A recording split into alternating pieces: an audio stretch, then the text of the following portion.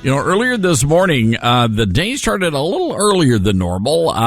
We had a big Get Out the Vote gathering at the VFW Hall, the Veterans of Foreign Wars Hall in Collierville, Tennessee, and had a wonderful time. Justin Johnson leading up a series of talks and conversations throughout this election season. And today, Senator Marsha Blackburn was the keynote speaker, and they asked me to bring the donuts. Always happy to bring the donuts, and we brought the donuts and had a great conversation with Senator Blackburn about not only the election, but also her stand on AM radio and making sure that every automobile in America will always have have access to AM radio. And that's a big deal. And especially when you look at what's been happening in some of these disaster areas where the only source of information has been coming from AM radio. And that is a vitally important thing.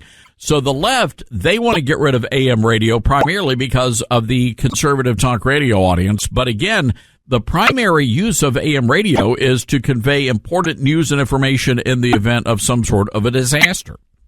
So we really appreciate Senator Blackburn and her position on that. And also, just as a reminder, that many of your talk radio stations that you listen to around the nation are now owned by George Soros. And this is one of the reasons I own my own radio station in Memphis, Tennessee. And I can promise you this, it's going to be a cold day and you know where before that guy ever gets his hands on my radio station. So there will always be at least one conservative talk radio station in America. I can promise you that. In the meantime, we have got a lot of work to do, and we've got to get out the vote. Two numbers stick in my mind, 25 million and 15 million. 25 million registered Christian voters who do not vote. 15 million Christian voters who are not registered to vote. I want to go to the Patriot Mobile Newsmaker line, say hello to our good friend. He is the president of National Religious Broadcasters, also the chief executive officer, Troy Miller. Troy, good to have you back on the show. Hey, Todd, great to be with you again. So those numbers concern me, Troy, the number of Christians that are not engaged in the political process. Yeah, exactly, Todd. The numbers you quoted, nearly 30 million adults in America who qualify under the Barna survey as evangelicals, and yet a third of them did not even vote in the 2020 election. And just to give you the impact of that, 7 million Christians in the battleground states didn't go to the polls and vote for who will govern this country.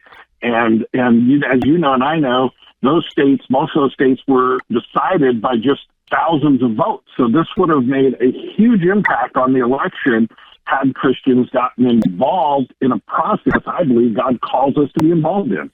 Now, the issue here, and I was giving a speech over the weekend in Washington at the Pray Vote Stand gathering, and I pointed out here, we've got to play smart politics, and I get it. A lot of Christians are really upset with how things went down with the party platform vote, with what President Trump is saying about abortion. I get that, but the reality is we've got a bigger issue right now, and that is stopping a Marxist takeover of our country. Well, and I think a lot of the issues people have really decided. I think Christians know where they stand and know where the two parties stand on the issues today. The real problem is getting them to motivated to get out and vote their values. That's the real issue, Todd. They've been shamed into thinking that politics has no place in religion, or vice versa, that people who are religious have no place in politics. And that is a lie from the pit of hell. Because again, we're going to decide who will govern this country. That means who's going to set the policies, who's going to decide what we spend money on, who's going to set the ideologies that go across all of our institutions. So there's a lot at stake here for Christians just to sit on the sidelines. I was really struck by something you wrote in your column on Fox. You quoted some numbers from the Election Forum, and they estimate nearly 7 million evangelicals in swing states alone did not vote in the 2020 election. What happens if those people actually get out and vote, Troy? Well, I think what you'll see is a major shift in politics in this country. And I'm not just talking about politics on the right, because Christians not getting out and voting sends a message to politicians across the board that the way the country is governed really doesn't matter to me. So if you're in the Democratic Party and you want to bring the Democratic Party back to the center, then make your voice heard. Okay, vote for candidates that are going to bring it back to the values that you adhere to. So it's a huge impact. There's a lot at stake here, and you can't just sit in the pews today. And I'll tell you, Todd, one of the major problems that Christians have is we don't have enough pastors who are shepherding their churches in this area. So how do we fix that problem, Troy? Well, look, Pray, Vote, Stand was a great conference. So glad you were there, Tony Perkins and all the folks there that do such a wonderful job there. So we need to do that. We're continuing to communicate out the issues. There are so many places that you can go, Family Research Council, ADF. They all have resources to be able to tell the people in your church what are the key issues in this election and how do they line up to your biblical Christian worldview. And then your responsibility, if you really do love your neighbor and love people around you and want to see and hear the gospel message proclaimed, then you can't sit on the sidelines. You know, I'm curious, and by the way, folks, we've got Troy Miller from the National Religious Broadcasters with us, and wrote a terrific column on Fox News, and really challenging Christians to get out and vote and engage the culture. But Troy, I'm curious, has anybody actually sat down with some of these younger pastors? And I think this is where the problem is. It's a lot of younger pastors who maybe have been taught in seminary, you shouldn't be talking about politics from the pulpit. Has anybody been able to sit down with these guys and just kind of hear their thoughts on it and try to get an understanding of what's going on in their brains? Yeah, again, there are several organizations that are out there doing this, that are sitting down with pastors. And I also think that I think we're going to see a different swing in this election, because I think pastors with COVID understood that the government can come in and silence the pulpit. And that has made a big impact on younger pastors. So I think we might see a bit of a change here, but there are some great organizations. I mean, you talked about some of the things that you're doing and some of the things that FRC is doing. Charlie Kirk's organization is doing a bunch of wonderful things to get out with pastors. Franklin Graham has been going across the country, and pastors are listening.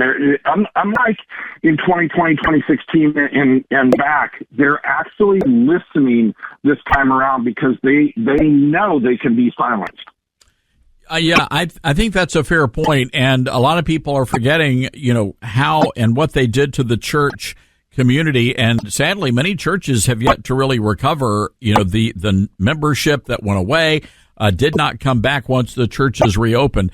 And for me, I wrote an entire book about this. That was one of my greatest concerns, was how quickly we were willing to surrender our civil liberties. That is a dangerous, dangerous thing. Troy, I live in Memphis. We are controlled by Democrats, and I see every church, every predominant, we're a majority black city. Every black church in this city is mobilized, and they are involved in the political process. And I just don't see the evangelical churches doing and being involved at that level. And I think that shows when you see what's happening in the city with the politics and with the with the morality issues here in Memphis. Well, yeah, exactly, Todd. And here's the problem with that. The IRS code, which is known as the Johnson Amendment, this is an amendment that Lyndon B. Johnson got pushed through Congress, attached to some laws. The amendment itself was never voted on. And this, back in the 1950s, has done more to silence the evangelical pulpits and pulpits across this country than almost anything. Think about it. For 175 years, pulpits across this church were involved in the civil process, the democratic processes of this country. And then all of a sudden, Lyndon B. Johnson decides churches didn't want him to get in. He hides behind the mask of I'm fighting communism and silences the churches. And this law has been just improperly applied. If you're a progressive liberal church, you can do all the mobilization you want. You're not going to hear from the IRS. But we've had many of our members, many churches who've done the same thing on the conservative side, and the IRS immediately sends them a letter saying, if you want to lose your nonprofit status, you can't do this anymore. So we're taking the IRS to court on this to be able to open up and free the voices of pulpits across this country on both sides. And don't get me wrong, we don't argue. Either side should be able to talk about the issues of the political issues of today. And that's one thing we at NRB are fighting right now. Well, I'm glad to hear that, Troy, and I really appreciate the great work you're doing at NRB, and it is so vitally important. And not only that, but also the work you guys are doing to save AM radio. And I'll give you the final 30 seconds on that, because that is a huge, huge issue that could impact many religious radio stations.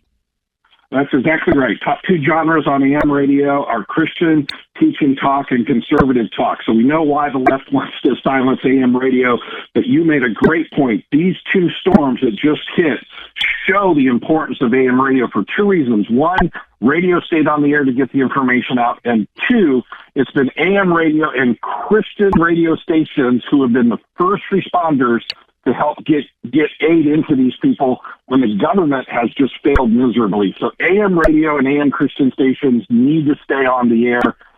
Let your congressman know that. All right, Troy, we're going to leave it there. Good info. And folks, the message here, get out and vote on Election Day. Troy, thank you. Thanks, Todd. All right, Troy Miller from the NRB National Religious Broadcasters. And he's right about that AM radio. I'm telling you, folks, the only reason they're coming after AM radio is because Christians and conservatives are the predominant audience.